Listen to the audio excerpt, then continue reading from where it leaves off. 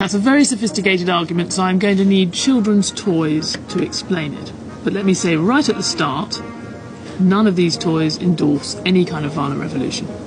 Now, here's the mine owner, capitalist, miners, with or without hat.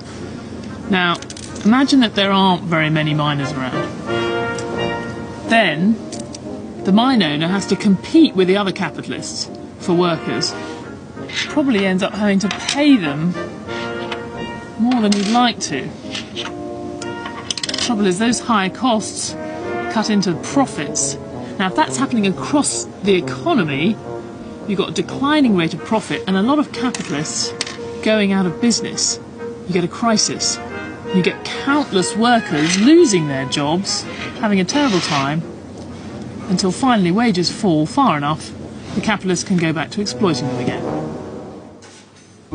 So, high labour costs are bad for business. But what makes the collapse of capitalism inevitable for Marx is that the bosses are in trouble even when they have things their own way. Now imagine the opposite situation. You've got loads of workers, all of this lot competing for a single job. Then, well, no wonder he's smiling. The capitalist only has to pay the workers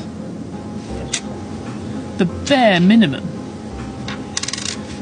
This bucket is what Marx would have called the industrial reserve army of the unemployed. As long as that's full, this lot can keep paying very low wages and keep making profits.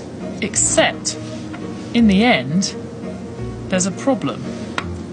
Because badly paid workers don't spend very much, and not very much spending in an economy is not good for business. You get another crisis, more capitalists going bust, and this crisis is going to be harder to fix.